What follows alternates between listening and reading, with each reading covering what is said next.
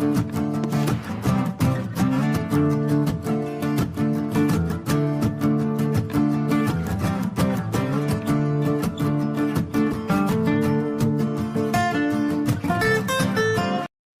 good morning and welcome back to another exciting broadcast where we continue with exploring the role of silver in our world. Today, we're diving into a fascinating topic: silver's return to the norm.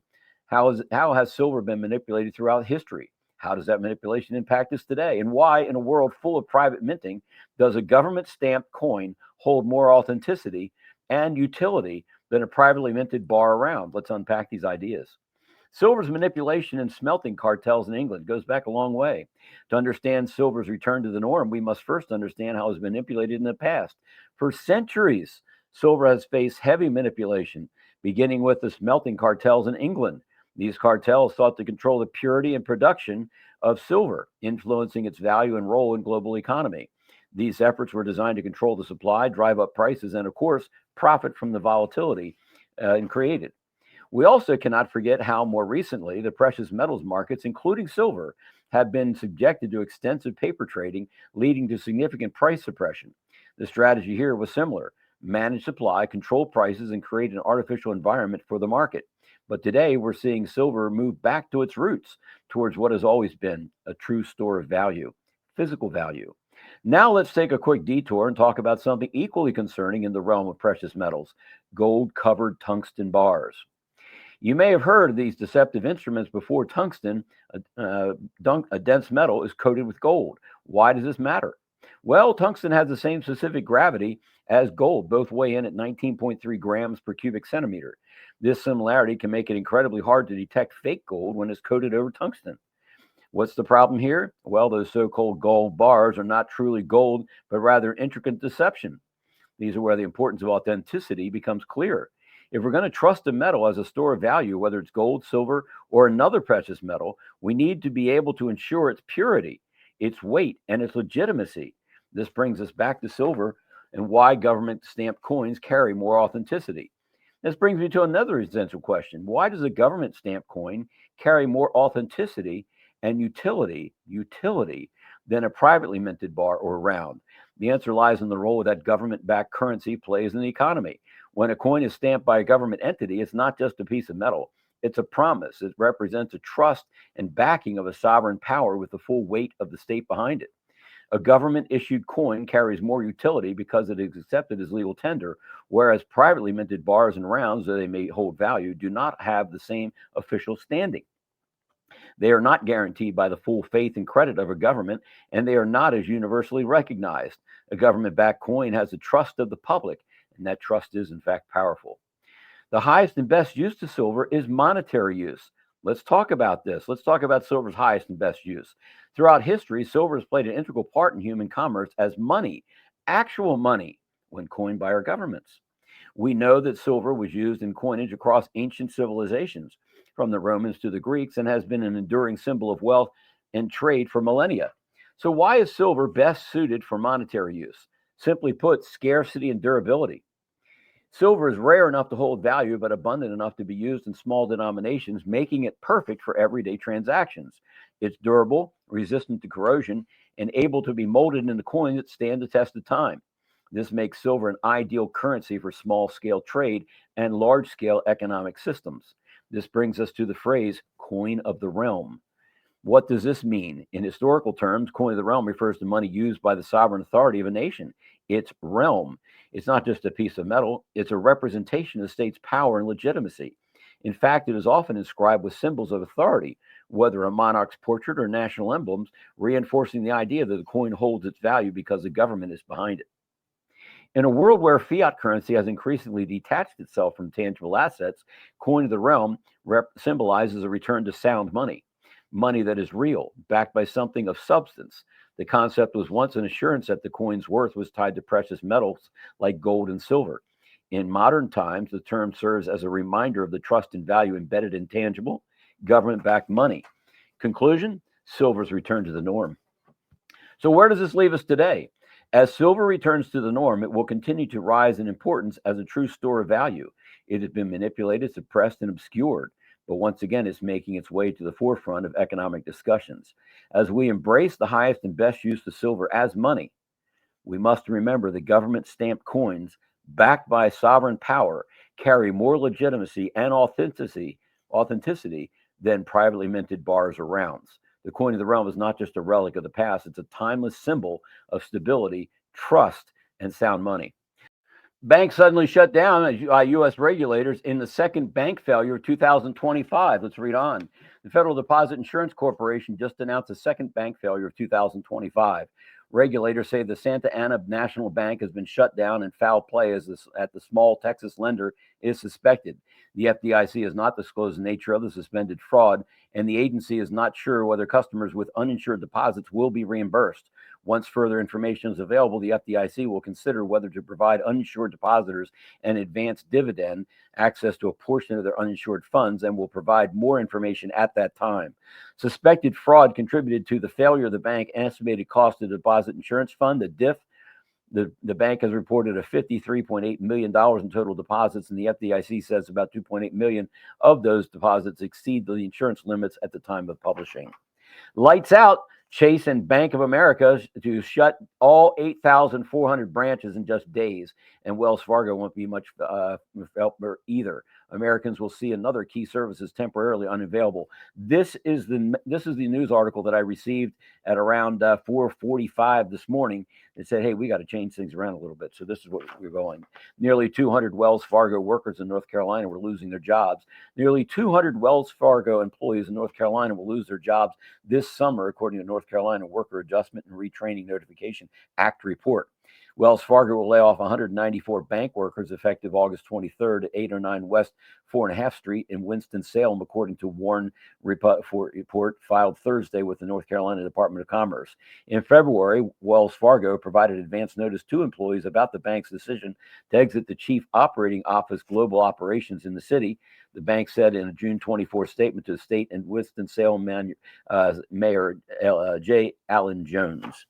15 most recent bank failures. Millennium Bank of Des Plaines, Illinois, assumed Pulaski Highway, you're telling from Baltimore, Pulaski Savings Bank deposits. The only branch for Pulaski Savings Bank reopened as a branch of Millennium Bank on January 18th, The FDIC preliminary estimates that the failure will cost the Deposit Insurance Fund about $28.5 million. Is it even there? The answer is no. The estimate will change over time as assets are sold.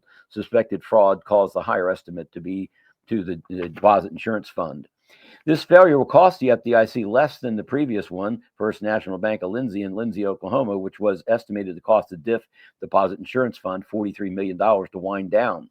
The OCC, Office of Controller Currency, closed the First National Bank of Lindsay after identifying false and deceptive bank records and other information suggesting that fraud and revealed depletion of the bank's capital, the agency said in October. Of course, this is a one-off. All the other banks are perfect, guys.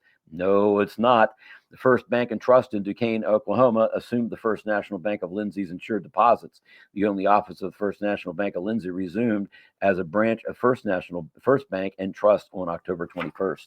And here's a list of all the banks that have failed. Is this a good place to be keeping your stored purchasing power? FDIC suspected frauds contributed to Texas bank failure. The Santa Ana National Bank in Texas was closed by the OCC Friday. The failure could cost the FDIC's Deposit Insurance Fund an estimated $23.7 million. The Santa Ana National Bank in Santa Ana, Texas on Friday became the second bank to fail this year after it was closed by the Office of the Controller of Currency.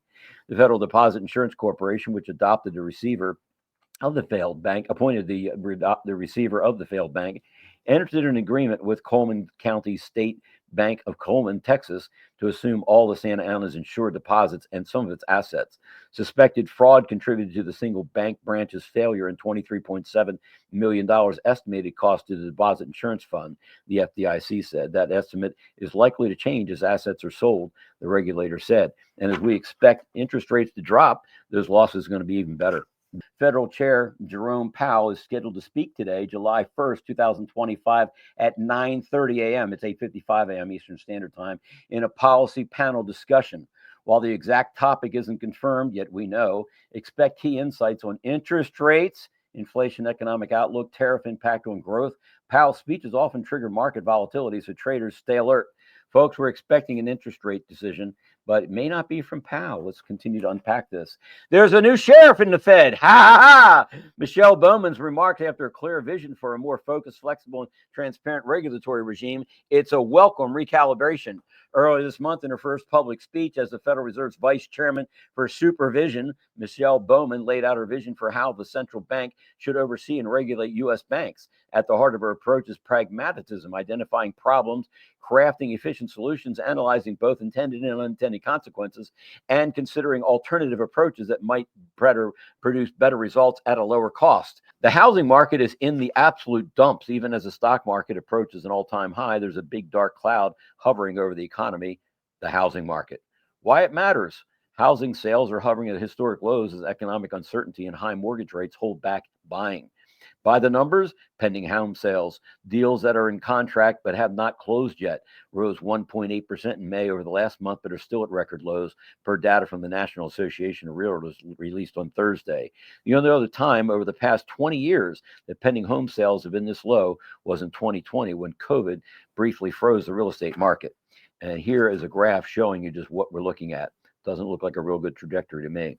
We have the latest update from JFK Jr. It just came out like about maybe 45 minutes ago. Yeah, we've been on more than that, by maybe an hour or so ago hour from now, hour ago. Yeah, you try staying up from 10 o'clock last night. Anyway, this is the latest report from JFK Jr. Let's see what he has to say. Trump's silent strike, how he just outsmarted WW3 and triggered the awakening.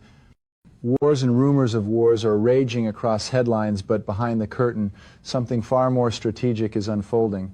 As the world held its breath over an alleged Iranian missile strike on the U.S., Al Udeid base in Qatar, President Trump and President Putin flipped the deep state script, and what looked like a trigger for World War III turned into a monumental backfire for the globalist elite. Let's start in Florida. Representative Anna Paulina Luna confirmed that the U.S. Coast Guard intercepted a suspicious vessel near Pinellas County. On board, Iranian and Russian nationals attempting to illegally enter the U.S. from the Bahamas. Her words were chilling but clear. Am I concerned about sleeper cells? Absolutely. This is not a conspiracy theory. It's a national security threat. Simultaneously, Israeli operatives in Iran were caught pressuring Iranian military officers to betray their own country, threatening their families to force compliance. These covert ops paint a picture not of diplomacy but of desperation. And then came the so-called strike on Al Udeid. According to military sources and independent whistleblowers, this missile attack was a Japan-orchestrated attempt to bait the U.S. into retaliation, creating the illusion of an unprovoked act of war. But here's what really happened. Iran gave Qatar a warning. The base was empty. There were 0 casualties. It was theaterpsy ops designed for mass emotional manipulation. But Trump and Putin saw it coming. Intel confirms that the whole sequence was a controlled test. Starting as early as June 14th, Trump held a silent meeting with Putin. No media, no leaks, just blacked out diplomacy. Then, on June 17th, the U.S. and Israel conducted symbolic airstrikes on empty sites, a strategic misdirection. On June 19th, Iran's foreign minister landed in Moscow, and on the 20th, Operation Fatah's Blessing launched. The number of missiles Iran sent, the exact number of bombs previously dropped on Iranian targets. This was not chance. It was ritual, numerology, symbolic warfare, something the elites understand deeply. But here's the kicker. It didn't work. Instead of chaos, the strike revealed the true players behind the curtain. Qatar, long seen as a quiet ally, was exposed as a staging ground for CIA trafficking routes and elite extraction ops. While pretending to condemn the strike, they were secretly cooperating with Iran and rogue Pentagon assets. But they got played too. According to Snowden eyes, that Snowden-Trump's response wasn't a press release. It was a military maneuver disguised as diplomacy. 14 missiles were launched, 13 were intercepted. 1 was allowed to hit on purpose. That lone missile wasn't a failure, it was a message. Trump showed the world he could control the battlefield without firing a single bullet. Snowden calls it total missile dominance, and he says it's real. The line, "no Americans harmed," wasn't just a statement, it was a kill switch message to international operatives, a way to say, we saw it, we let it happen, and we're in charge. Satellite systems, AI protocols, QFS-linked encryption grids, Trump's team was already watching. Iran's so-called warning was likely triggered by a U.S. military AI system leak deliberately placed to track who would move and how. This was not about Middle East power plays. This was about removing chess pieces from the board. Russia stayed silent. Israel remained on high alert, not out of fear of Iran, but concern over internal deep state retaliation. And elite escape routes in Qatar lit up 3 times in 48 hours. Panic, evacuations, evidence being destroyed, but it's too late. The trap they set snapped shut on themselves. Trump didn't respond with force, he responded with exposure. The deep state tried to spark a global war to stop the quantum financial system, gold-backed currency, and the return to American sovereignty. Instead, their war games have awakened the masses. This isn't the World War III they planned. This is a global reckoning. And Snowden's last warning is crystal clear. Trump's not negotiating. He's offering a last chance before full tribunals begin. JITMO is operational. The kill switch has been flipped. Trump's words may have sounded like peace, but those listening closely know it was the quietest declaration of war the deep state never saw coming. What's going on with the Brunson case? I wonder if D.C. is locked down because of NDAs by the military is given to the Supreme Court. Let's find out. Brunson was asked to sign an NDA with the Supreme Court. That was startling. Now, I saw that in your notes, Dr. Jan. Wow. Okay, that really happened. I didn't know that was a thing. Yeah, it did really happen. And even though Lloyd Brunson is asking people to send letters to the Supreme Court in support of his legal case, it's important that the court understands that the momentum is still there. That is really, really important. Now, I have no idea because they might have ruled, but we don't know how they ruled. We don't know if they ruled on a portion or they dissected it. So we don't have any of that information. But I also know that the military asked Clarence Thomas to withhold announcing his results for the Florida 2022 case, which could also have implications to 2020. And the reason the military asked him to not release it yet, I guess is the easiest way, is that there is still concern about civil unrest. Can I ask you right here in this point, because there's even some more points you're going to talk about, do you feel like in the big picture things, or even the minutia of it, that Trump has got counterinsurgency stuff for all of this stuff? He knows where he's going to go if they try this, they try that? It's not only Trump. Okay, it's the military. It's the military. And as I have frequently said, there are only 7 non-military people who have been fully read in. Now, to also understand when we say there is a plan, and when I have had Brigadier General Tony Tata talk about it, he was number 3 at the Defense Department, both in Florida when we interviewed him live and we did an X-Space. He validated that there is a plan. And let me just make a couple more clarifications. You're saying something, we don't know what, has been decided by the Supreme Court. They asked him to hold on, and Lloyd Brunson had to sign a NDA. You can't tell anybody. And then Clarence Thomas has apparently decided something, and the military has also asked him, please don't say it now. So some things with the S, big, have been decided maybe quite a long time ago, but in order to keep the peace. Not necessarily a long time ago, because in early June, I was with Lloyd Brunson, and he was disheartened. And then the end of July, I was with him again.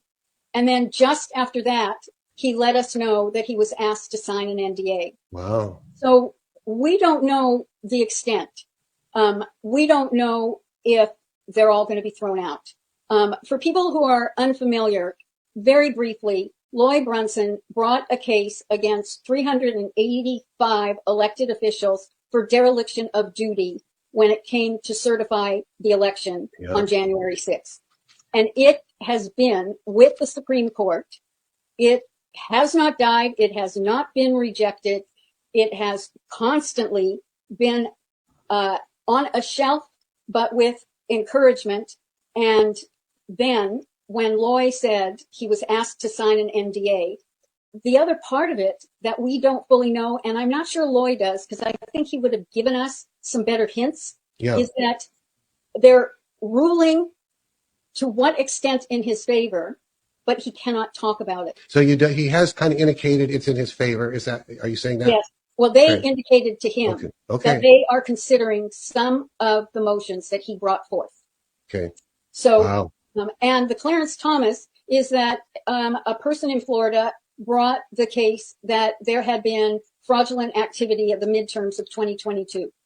And I don't understand why Clarence Thomas is the only justice who is looking at that and has carte blanche and doesn't have to consult with his colleagues. But that is the other one that will have a major impact.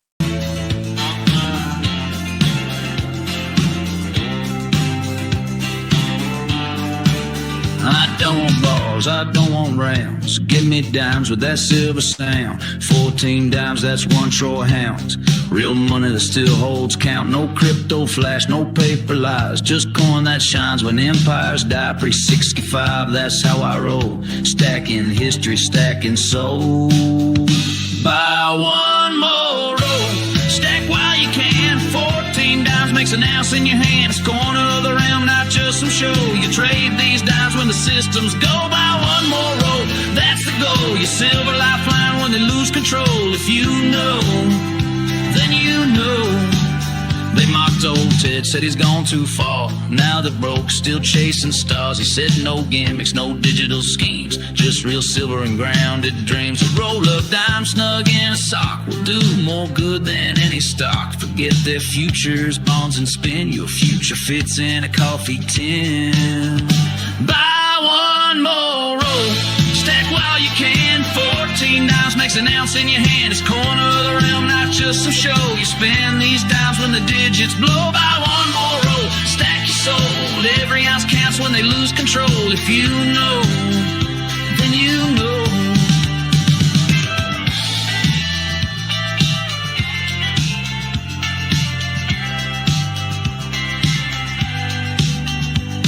No reset warning, no last call. Just switch one night and a market fall. But you'll be gone with silver near.